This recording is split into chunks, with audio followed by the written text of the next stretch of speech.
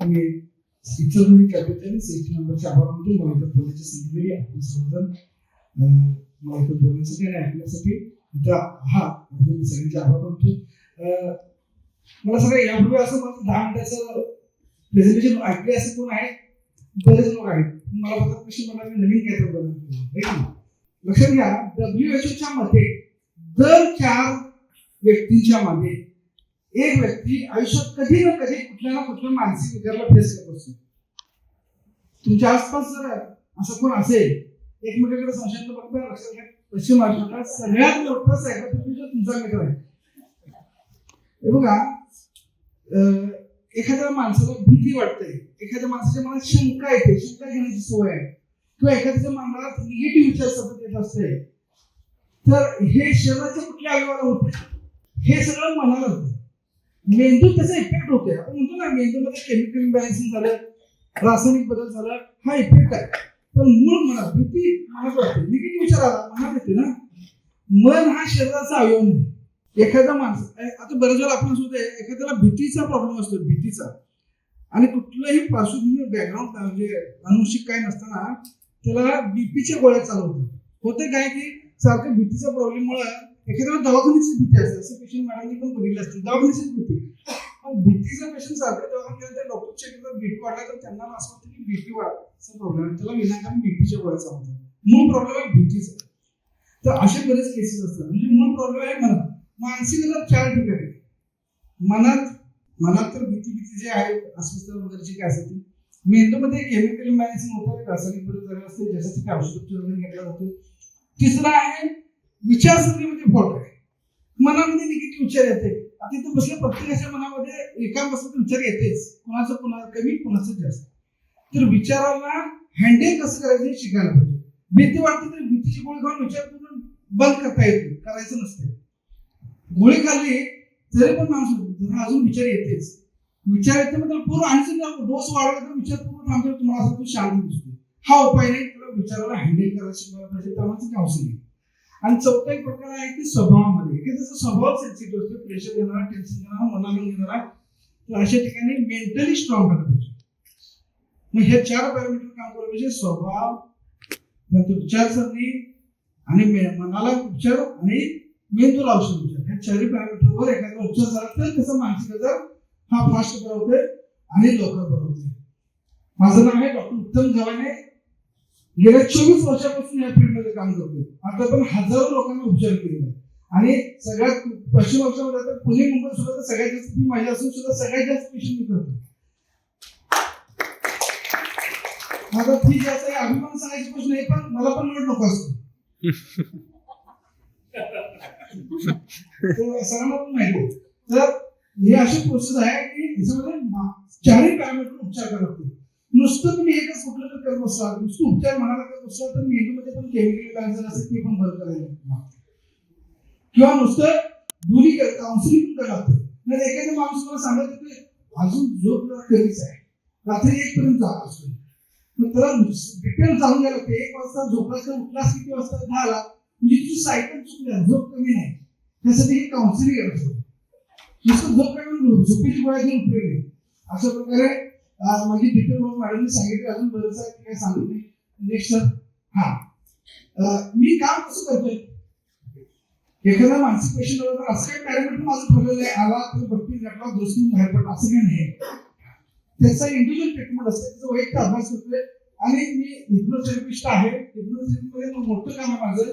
आपल्या जिल्ह्यामध्ये जेवढं सामर्थ्य निम्यापेक्षा 75% लोक माझी होते. त्यानंतर मी रेकी मास्टर हिलिंग करतोय, सेपरेट हिलिंग करतोय. प्रत्येक पेशंटला गरजेनुसार करतोय. हिलिंग कोर्सेस कुठे घेत नाही, मला यातून वेळ असं. NLP ट्रेनर आहे. पूर्वी मी NLP ट्रेनिंग सुद्धा बसला, आणि विचारलं मी ट्रेनिंगचे बॅचेस घ्यायचे होते, पण आता वेळ नसतो. मेडिटेशन, रिलॅक्सेशन हे मेंटली डेव्हलप असेल, मेंटली पण स्ट्रॉंग व्हायला पाहिजे, स्वभाव डेव्हलप करायला तर ती करत असतो. त्यानंतर काही मटेरियल्स वगैरे करतो. त्याच्यानंतर काउन्सिलिंग करतो. माझ्याकडे आता फॅमिली काउन्सिलिंगसाठी सुद्धा लोक येतात, आणि बरेच वेळा ती गरजेचं पण असते. आता समजा एखादा पेशंट आहे, सारखं संशय घेऊन इतकं आता माझ्याकडे फार वाढल्यानंतर आलेलं असतं माझ्याकडे. तर तो पण घरामध्ये पण डिस्प्यूट झालेला असतो. मग पेशंट बरा करण्याबरोबरच त्याच्या घरचं पण जरासं नवरा वेगळं जवळ समोर घेऊन सेपरेट संदर्भ मिटवायला लागते. तर हे आउट ऑफ द वे जाऊन मी काम करतोय काय माझ्या कामात पेशंट बरा केलं की माझं काम झालं. पण आपल्या एखाद्याचं चांगलं करण्याच्या उद्देशानं ते करत आलेलं आहे. आणि थोडं वैशिष्ट्य सांगतो, मुलींचे जे केसेस ना अफेअरच्या, एखाद्या मुली कोणाची प्रेमात आहे वगैरे, मी गेल्या जवळ माझी मुलगी जन्म झाल्यापासून आता माझी मुलगी एफवायला आहे, आतापर्यंत 12वीपर्यंत मी कुठल्याही मुलगीची कधी फी घेतली नाही. सगळ्यांचं फ्री मध्ये काम केलं. आता घेतो पैसे. तर निश्चित ध्यान आपलं आवडत आहे. संमोहनच का? बरं एक प्रश्न विचारतो मला, माहिती आहे एखादं माणसं जरा सांग, एखादं मानसिक आजार कसं ओळखायचं माहिती आहे तुम्हाला? मानसिक आजाराची कुठल्याही प्रकारची तपासणी नसते. तर काय मेंदूचा आपण ईजी काढू शकतो, विचारांची फ्रिक्वेन्सी कळते, पण कुठल्याही प्रकारची मानसिक आजाराची तपासणी नसते. ती लक्षणावरून अनुभवातून तिची डिटेलिंग घेऊनच आम्ही करत असतो की याला कुठल्या प्रकारचा आजार आहे, किती सिव्हिअर आहे, त्याचा आता किती वाढला आहे हे तिच्या लक्षणांना ओळखत असतो. एक कारण या गोष्टी काम करतात. शैक्षणिक समस्या, मुलांची जी शैक्षणिक समस्या असतात माझ्याकडे पेशंट मध्ये असं निर्भर केला. नॉर्मल लोक सुद्धा सेल्फ डेव्हलपमेंटसाठी माझ्या येत असतात. विद्यार्थी एक विद्यार्थी हुशार आहे, स्किल आहे, नॉलेज आहे, पण परिस्थिती भीती, परीक्षेद्वारे आजारी पडणे, परीक्षामध्ये मन बुद्धी ब्लॉक होणे किंवा परीक्षा जवळ आल्यानंतर सोडू वाटणे, शिक्षण बरेच बंद वाटणे, असे मेंटल प्रॉब्लेम विद्यार्थी असतात. लहान मुलांची पण बरेच समस्या आहेत. मोबाईल ऍडिक्शन मध्ये फोबिया डिसीज मध्ये आहे. व्यसनासाठी सुद्धा बरेच लोक माझ्याकडे येतात. व्यसनाच्या मागे बऱ्याच वेळा मानसिक आजार असतो. मॅडम प्रेम हा काय आजार नाही, पण त्याचा मोठा त्रास देणारा होतो. मोबाईल ऍडिक्शन आहे, हे काही डिसीज आहे. मानसिक जसं शरीराला पण आजार होतो तसं मनाला पण आजार होतो. आणि मनाचे पण वेगळे आजार असतात. त्या प्रत्येक आजाराची वेगवेगळी लक्षणं असतात. मी या प्रत्येक आजारावर युट्यूबवर भरपूर व्हिडिओ केलेले आहेत. हे काही लक्षण आहेत की जे तुम्हाला आता माहिती असावं आपल्याला की मानसिक पेशी ओळखायचं कसं. आपल्या आसपास असते तर आपल्याला माहिती नसते.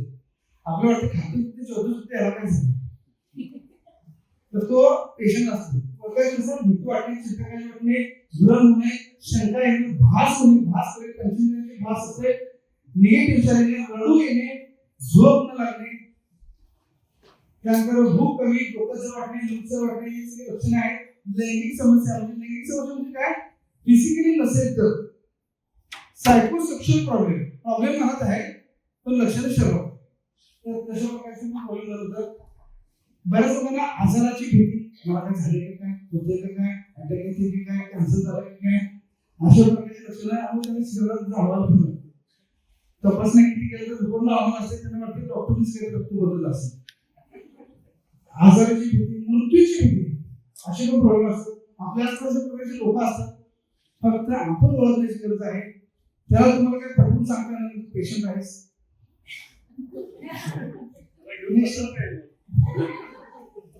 सांगतो की काय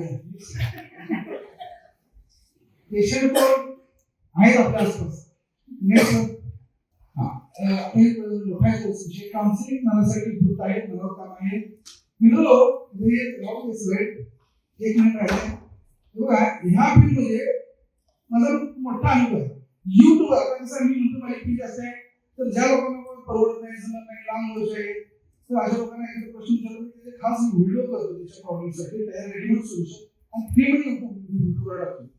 मला काय फार पैसे मिळत आहे, माझ्या काय खर्च माझ्या काय नाही आहे, निवांत आहे. तर असं जेवढं मला लोकांना सपोर्ट करता तेवढं मी करत असतो. तर युट्यूबवर डॉक्टर उत्तम गाणे नावाचं माझं एक चॅनल आहे.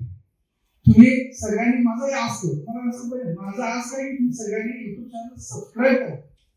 आणि मोबाईल ऍडिक्शन असो किंवा जे जे तुमच्या आसपास समस्या आहेत किंवा घरात समस्या आहेत, तुम्ही कोण पेशंट नाही आहे तरी पण नॉर्मल समस्या असतील की, तर त्या प्रत्येक समस्येवर सोल्युशन देणारे माझे व्हिडिओ युट्यूबला आहेत. तुम्ही नक्की बघा, प्रत्येक विषयावर आहे. आणि समोरचे नॉर्मल माणसाला घेतले काय पाहिजे अजून आहे हे धन्यवाद. Okay, thank you. तुम्हाला काही प्रश्न असतील सगळ्यांसोबत डॉक्टर सायकोथेरपी मानसोपचारमध्ये काम करतो गेल्या 20 वर्षापासून आणि सगळे टूल्स आहेत माझ्याकडे. हा, थँक्यू.